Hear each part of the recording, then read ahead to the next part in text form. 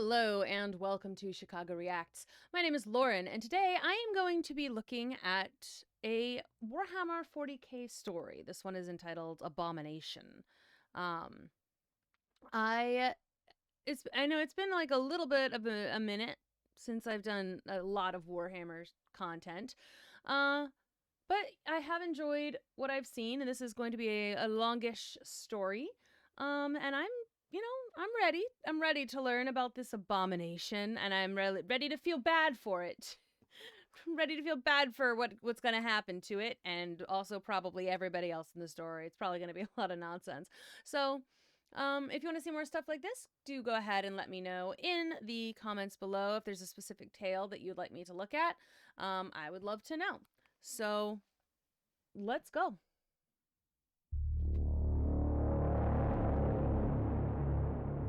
Fox in the Void.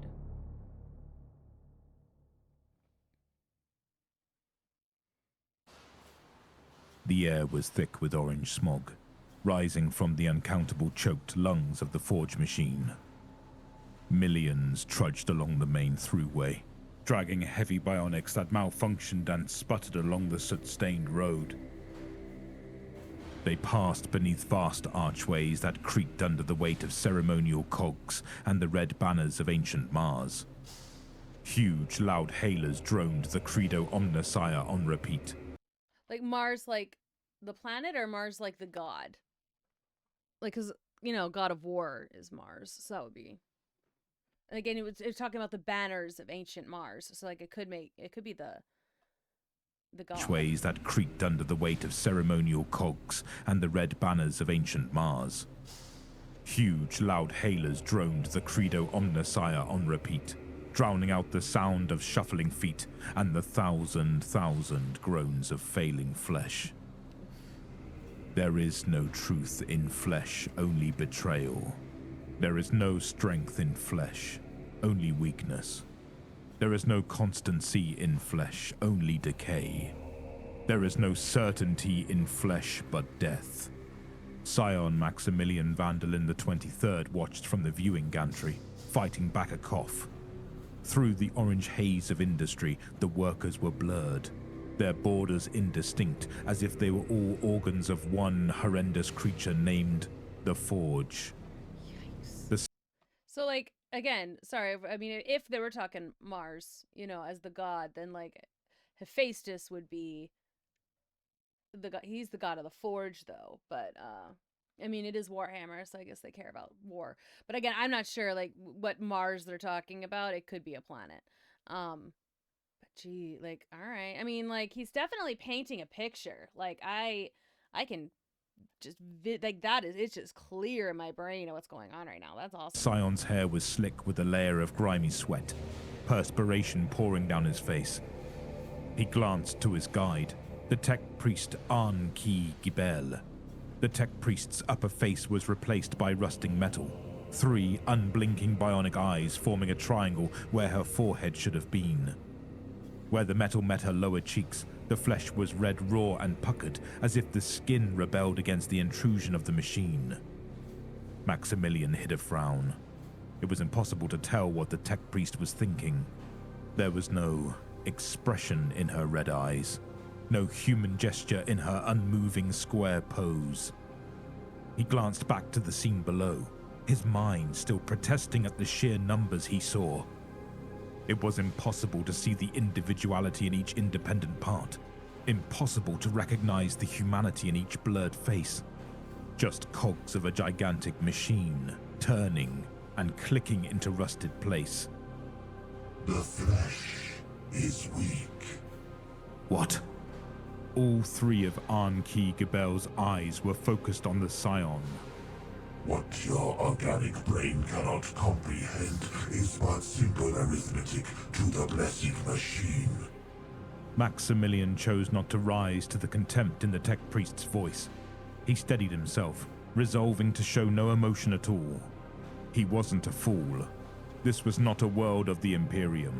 This hellhole belonged to the Adeptus Mechanicus. This world belonged to Mars.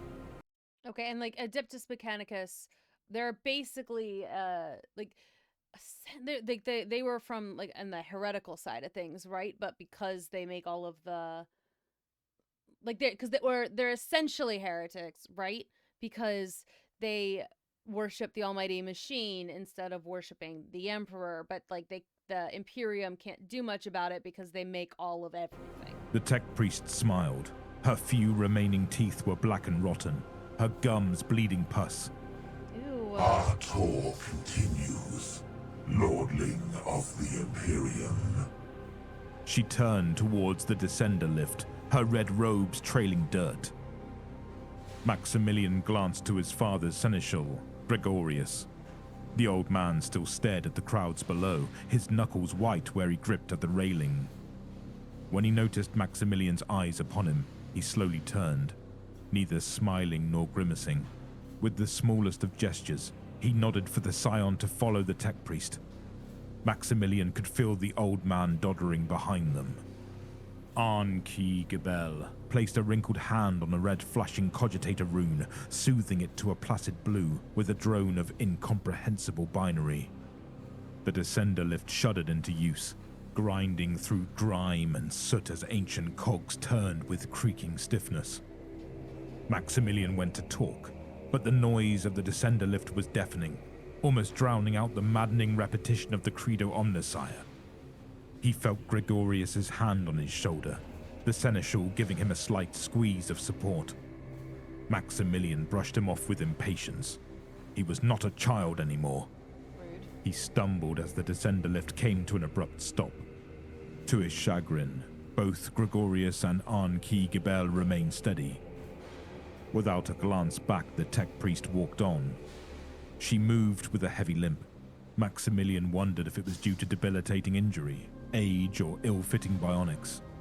In any case, it was impossible to tell beneath the bulk of her oversized, grubby robes. Maximilian thought he could hear the sound of straining bionics, but even that was a guess.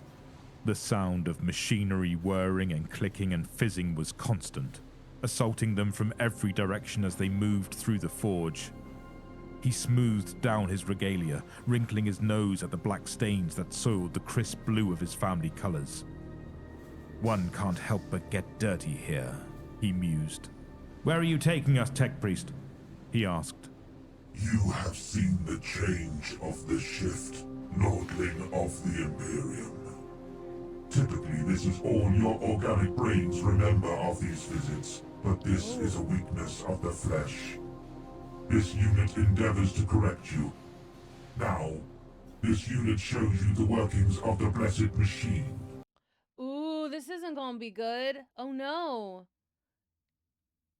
So like, is this poor person like on this like title card here? Is that this guy who's gonna get just wrecked, like wrecked and wrecked and wrecked? Why is he there? Like, I did I miss that? Like he's just there. Are the laborers not part of these workings? A facile observation that rests upon linguistic equivocation.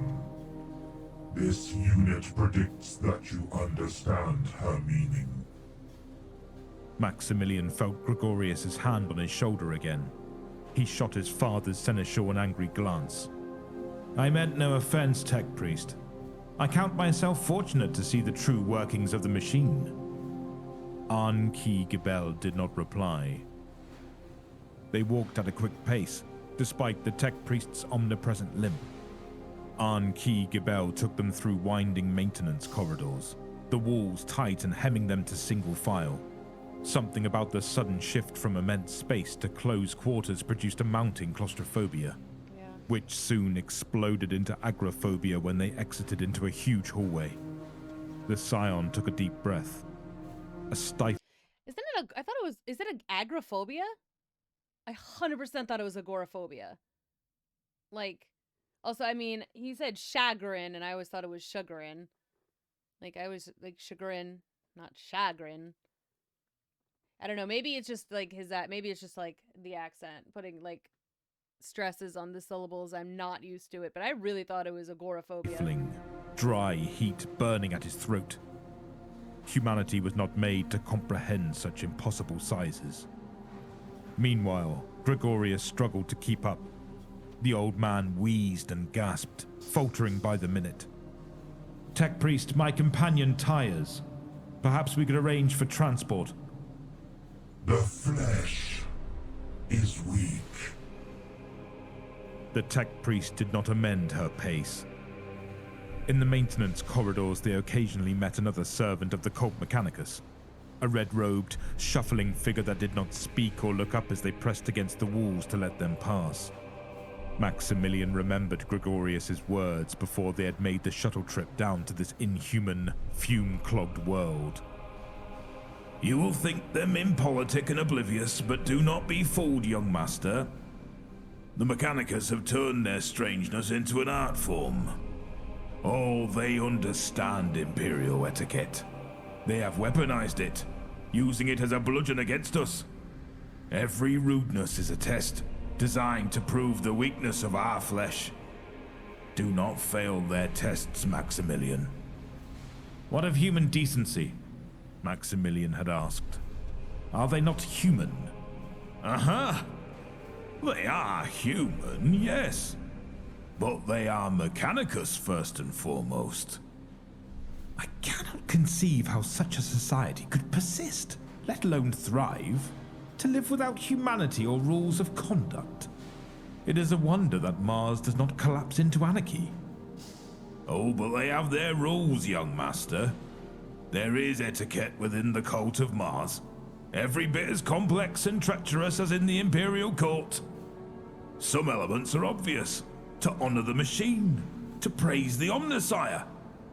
But most is Martian mystery, quite incomprehensible to our own fleshy comprehension. Maximilian had snorted at that, earning him a harsh glance from the seneschal. Do not underestimate them, young master. The Mechanicus is dangerous. Very, very dangerous. Never let down your guard. Never rise to their bait. And always assume that they know what you're thinking. So does this Gregorius guy, like, has he been here before? Like, how is he so well informed? You make them sound as bad as the witches of the Telepathica. Yes, Maximilian. I do. The old seneschal was seriously lagging behind now. They had weaved through maintenance tunnels and huge metal caverns for almost an hour. The heat had steadily intensified, the moisture of Maximilian's flesh rising as steam. His skin felt dry and flaky. Eventually... That can't be safe, dude. Like, if you're a human person and, like, literally you're steaming, that has got to be, like, your blood is boiling or something at that point. You're almost, like, that can't be safe. The tech priest stopped. They stood before a giant doorway framed with peeling gold. Anki Gibel fell to her knees, her arms stretched out as she chanted a binary dirge. A ripple of animalistic fear chilled Maximilian's blood. His heartbeat sped. The hairs on his arms stood on end. A cold flush clashed with the unbearable heat. Maximilian didn't understand why, but something in Anki Gibel's dirge spoke to a primal part of his soul. Some primitive, instinctual terror activated by the arrhythmic repetition of subsonic tones. Will you stop that, please? As soon as the words left his mouth, the door began to open. A great creaking scrape of metal against metal. It hissed as scalding air poured out, sending Maximilian reeling. As it yawned open further, the Scion could see hellfire within, blaring red-hot fire that reached high and licked at the blackened ceiling miles above. The Scion swayed, dizzy and blinded by the heat, nausea beating down on him, pressing through his eyes. He gasped, but found he could barely breathe. Through blurry eyes, he saw the tech priest silhouetted in a baleful halo of crimson fire. She turned, but Maximilian could not make out her features. Just the maddening triangle red of 3 bionic eyes. Maximilian choked. He was dimly aware of having collapsed to the ground, his palm searing against the burning floor. Intuitively, he slowed his breathing, applying the defensive techniques taught to him by Master Venomite Meltus. He was tempted to purge, but swallowed back his vomit. His heart rate slowed. With every blink he could see a little more, the tech priest appraising him. The legions of kneeling supplicants inside the chamber, the largest inferno he had ever seen, swallowing up the sky. As the air pressure stabilized, he could hear screaming. Behold, the heart of the forge machine! Maximilian forced himself to stand, the outer layer of flesh peeling from his palms. Ugh. He gritted his teeth and forced himself to focus. Seriously, why is he here? Like, what? Why did he come to this place? If he squinted, he could see something around the flames, the glint of a force field straining to contain the immense fire. The blaze seemed to originate from a gaping cylindrical device in the ground, some mile across, and through strained eyes Maximilian could see that the rippling heat was thirstily lapped up by an identical aperture in the ceiling. Arn-Ki Gebel was grinning, even as her lower face blistered and peeled. Life is directed motion. The spirit is the spark of life. Flesh is fallible, but ritual honors the machine spirit, and to break with ritual is to break with faith. I don't understand. The heart of the forge machine consumes an average of 0.023 million units a day. Through ritual and sacrifice, the machine spirit is honored and endures. Maximilian examined his red raw hands. Human sacrifice! Yes. Okay, and he's like mad about that? Like, my dude, your emperor kills thousands of the humans a day, does he not? To make sure that you can go like through the chaos gap thing? Like this is not new information about this world. Obviously there's human sacrifice. Why did you show me this thing? To correct the frailties of your flesh, Lordling of the Imperium. To help you understand. This is an abomination! The tech priest was silent. Maximilian glanced over his shoulder, seeing Gregorius standing at a distance. Even though the old man avoided the worst of the heat, he looked haggard, his skin steaming with sweat, black smudges staining his face. The scion shook his head. I would like to leave, tech priest. As the tech priest led them away, Maximilian thought back on his conversation with Gregorius. He remembered frowning. If they are as bad as the witches, then why are they tolerated? For the same reason that the witches of the Telepathica are tolerated, young master. Because the god emperor needs them. Maximilian had gone to scoff, but the old man had placed a hand on his wrist. Put such thoughts out of your mind, Maximilian. Forget any notion of common humanity or compassion. You cannot risk such luxuries here. Maximilian refocused. Arn-Ki Gebel had led them through another maze of maintenance tunnels and cavernous hallways, a blur of creaking gears and blackened cogs. I'm like, she keeps saying I'm going to correct the weakness of your flesh. I'm just waiting for her to like forcibly cyber him up. The scion felt dizzy, his body struggling to cope with the abrupt shifts in temperature and space. His mind was groggy, his mouth horribly dry. With a twinge of alarm, Maximilian realized that Gregorius was nowhere to be seen. My father's seneschal. This way, Lordling. A blast of relatively cold air sent Maximilian tottering. He realized that he was in the spaceport, dozens of shuttles landing and taking off every minute, a maddening frenzy of constant motion. Servitors unloaded and refueled vessels, overseen by red-robed adepts. Heavily augmented pilots sat in their cockpits, fizzing wires connecting the top of their spines to blinking cogitators. Imports of human cargo marched out in chains, dragged along by towering Skitari. Your shuttle is being prepared for disembarkment. Wait here.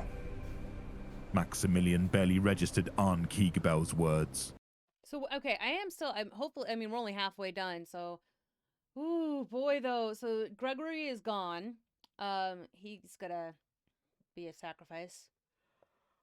Whew. Excuse me, I'm so sorry. Sometimes the bright lights make me yawn. Um, so I still don't know why he was here in the first place, just to investigate, just to check and see that they're not doing anything nuts. And she said that most people can't even handle anything more than the changing of the guard.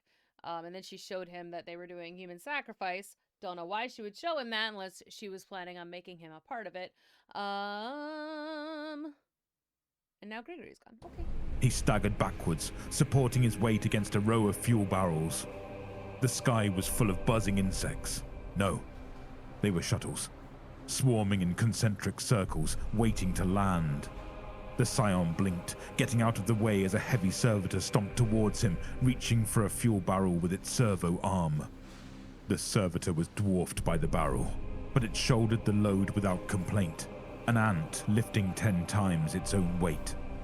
The Scion watched it go, marveling at the scene. Move, Imperial! At a tech adept's warning, Maximilian dodged a line of trudging menials who dragged a huge, snaking fuel pipe. He went to apologize, but the tech adept simply walked on, directing his charges towards a shuttle double the size of the others. Maximilian stared, barely avoiding another crowd of workers coming in the opposite direction. He realized he had lost sight of where he was told to wait. There were so many people and machines milling about, obeying some profound order he couldn't fathom. Ugh. He tripped over a cable, sprawling. How far did he walk? I thought he just moved out of the way. Like, where is he? Like, did he get caught up in a bunch of people moving around To the ground. Instinctively, he went to catch his fall with his burned hands, letting loose a sharp hiss of agony from his parched lips. He groped at the floor, trying to find his wits and balance. A firm hand grabbed the back of his shirt and dragged him upwards. Thank you. The Skitarii stared back. It had no face, though Maximilian couldn't tell if what he saw were bionics or simply armor.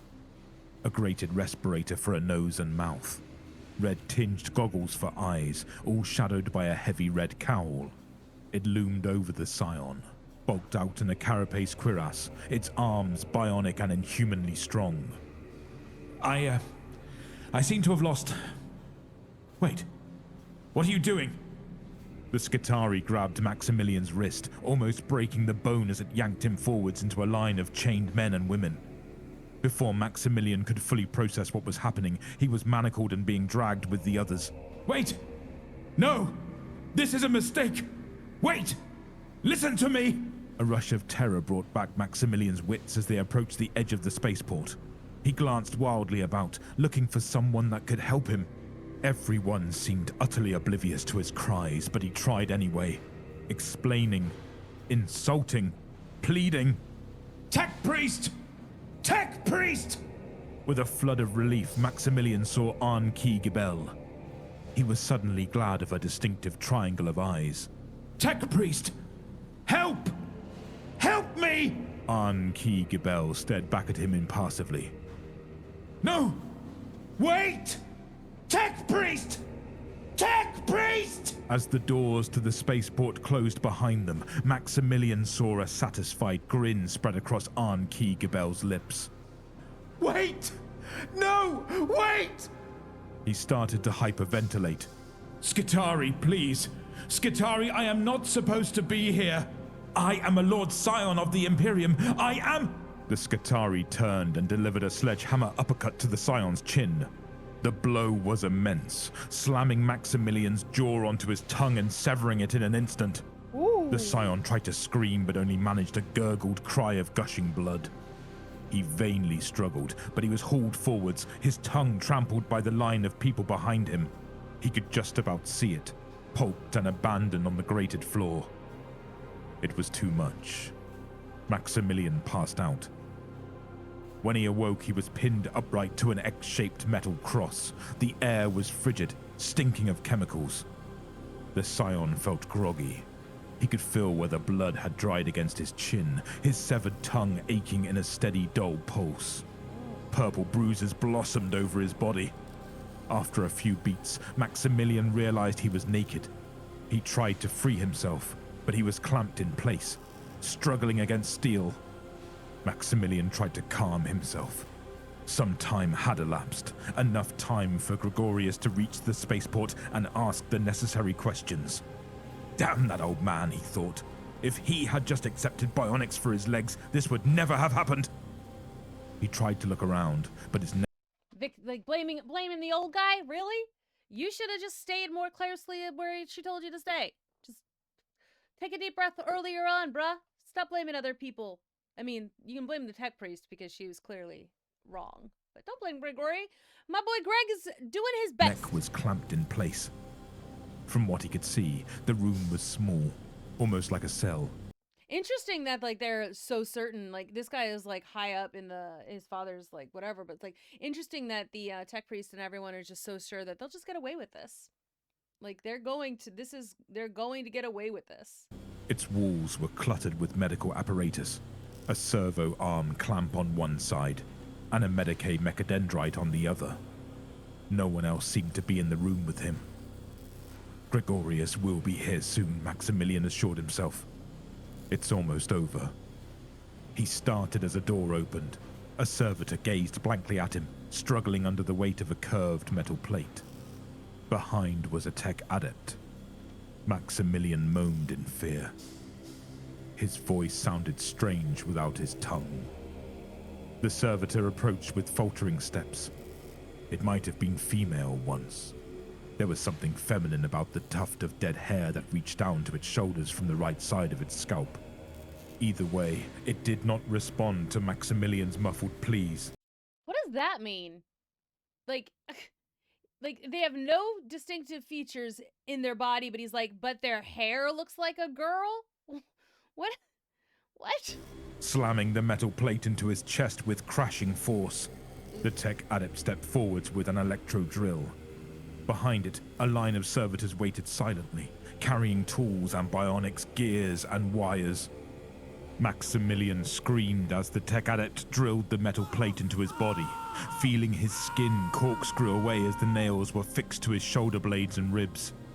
His vision swam in agony, returning to sharp focus as the wall-mounted medical mechadendrite injected him with a concoction of life-saving chems.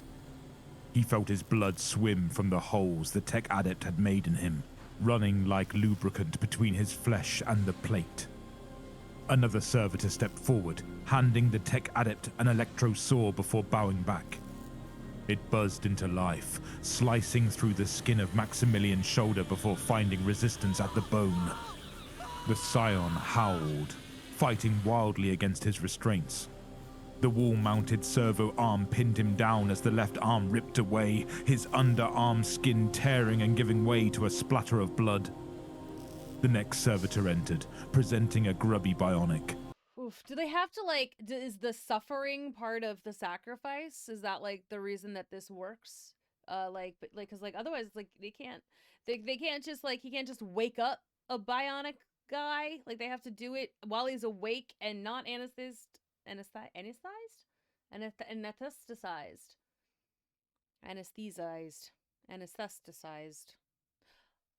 Without anesthesia.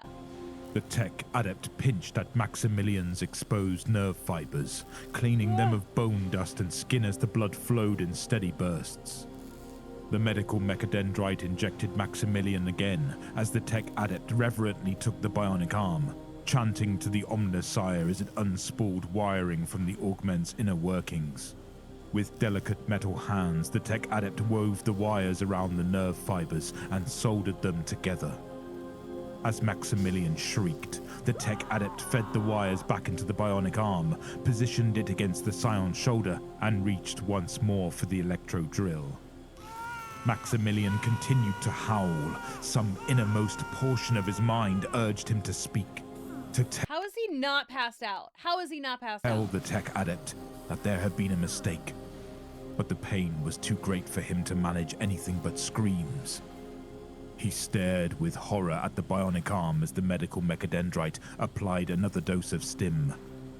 It was an ugly thing, too large for his frame, dragging him downwards against the clamps. It was a thing fit only for a menial wretch, a hideous, unspeakable thing. He convulsed as aluminum charge spasmed through his body. He spat fizzing blood on his metal chest. The tech adept applied the electro sword to Maximilian's other arm. The sword bone left behind a white sheen of dust, shaded with crimson as his right arm tore away.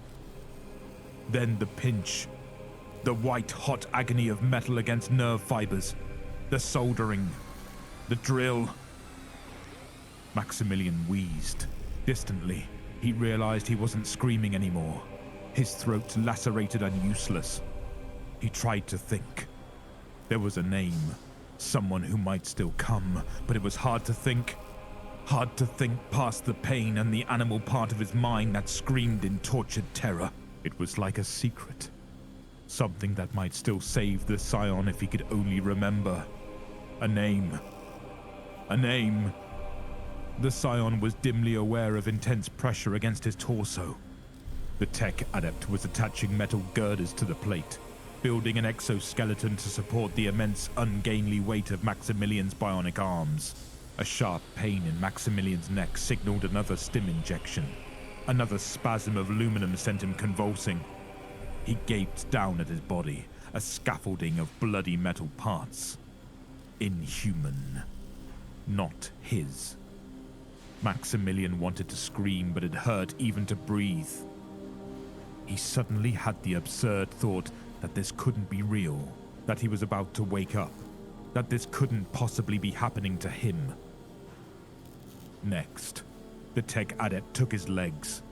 Shuffling servitors brought in the replacements, sooty, clunking things with exposed, rusted gears. Maximilian's eyes rolled back as the agony began anew. He didn't even notice when the tech adept castrated him with pincered calipers, his mutilated genitalia flopping limply to the blood-soaked ground. When it was finally over, another dose of stim jolted him into focus. The tech adept stood appraising him with cold green eyes. The Scion could feel a tremendous weight dragging on his skin, a terrible new mass that pulled him towards the earth. He tried to look at the tech adept, but he could barely lift his head. He grunted, spitting blood as the tech adept reached out with a hand and took him by the broken chin, inspecting him like a prize grox. A thin, winding mechadendrite unspooled from beneath the tech adept's robes, uncoiling towards the Scion's face. This isn't real, Maximilian thought. This can't be. The thin mechadendrite. So, like, yeah, does the stim, like, stop you going into shock? Or, like, because, like, he should be basically dead. Like, he was getting, like, what? They were injecting him with something that heals him up a little bit. Because, like, you couldn't survive, like, that.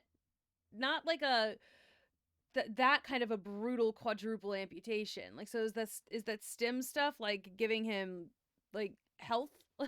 Essentially, it's like, this will keep you alive for this horrible, horrible mutilation we're about to do. Dendrite burrowed up Maximilian's right nostril, finding the young Scion's frontal cortex.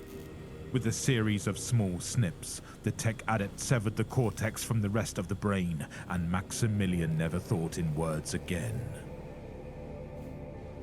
The unit apologizes. This is an abomination. I want to see him. As you wish, Seneschal. Gregorius sighed, feeling it travel through his entire body. He felt every bit of his 200 years. Arn Ki Gebel had already told him the bad news. Not just bad news. A tragedy. A calamity. Lord and Lady Vanderlyn would be devastated. Gregorius was devastated. He felt tears on his face. He had told Lord Vanderlyn that the boy was not ready. The Seneschal did not doubt that the young Scion had made some mistake. The boy was too proud, too hot-headed, rushing off without the Seneschal, allowing himself to be lured away by the Mechanicus. Who knows what Maximilian had said?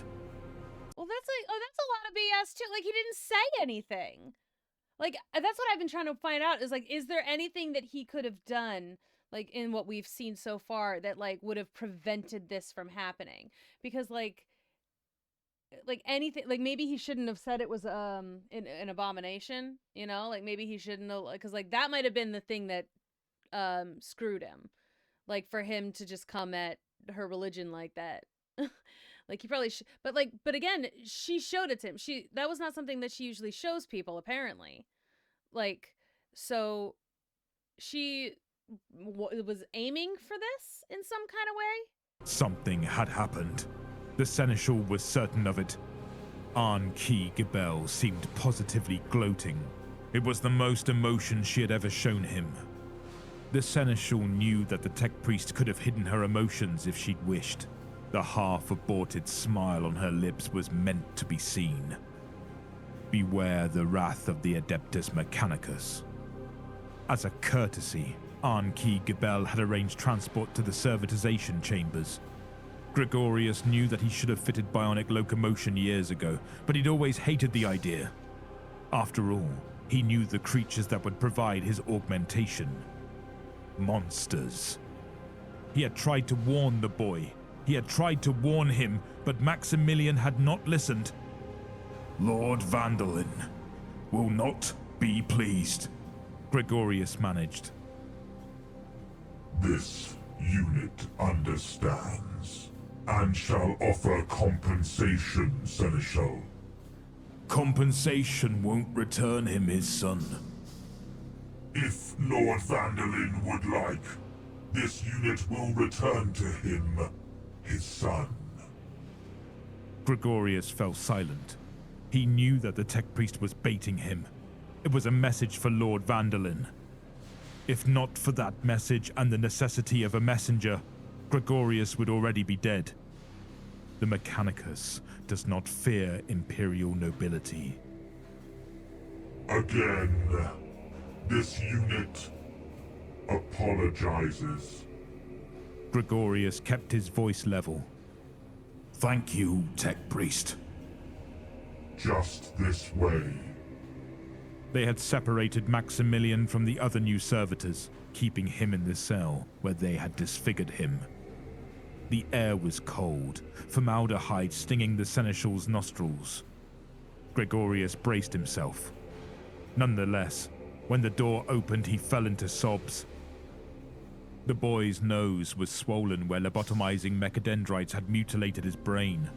His mouth dribbled blood, his teeth cracked and broken. They had removed his scalp and affixed heavy blocks of metal, sending his head bobbing beneath the weight. Oh, God, Emperor! The servitor slowly lifted its head. They had left his eyes intact.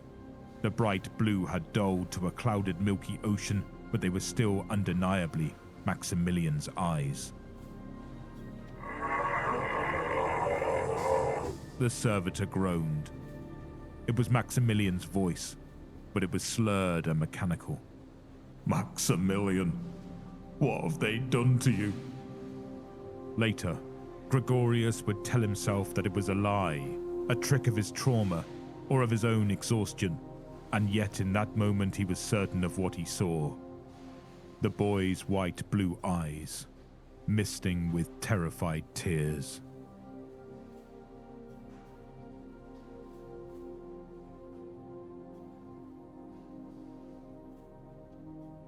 Big oof.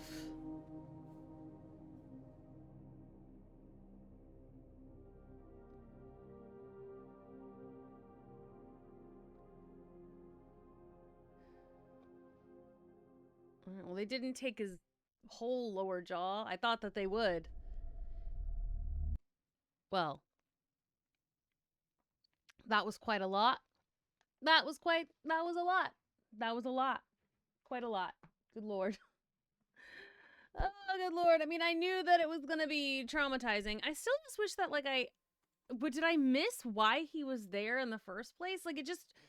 He was just kind of there. For reasons, I guess. I don't know. But yeah, so was it him calling the situation, like the human sacrifice and abomination, is that why she decided to get him? Because like I mean that would make sense. I don't know. I don't know. Oof.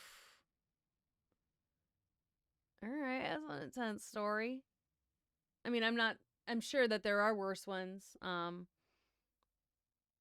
Because and I kind of knew that it wasn't going to go well. Uh the name of the story was Abomination. I was pretty sure that they were going to do some uh body modification on this guy until he turned into an abomination. That's too bad. Too bad for him, too bad for his dad. Don't send your son to a dangerous, like, machine cult, I guess.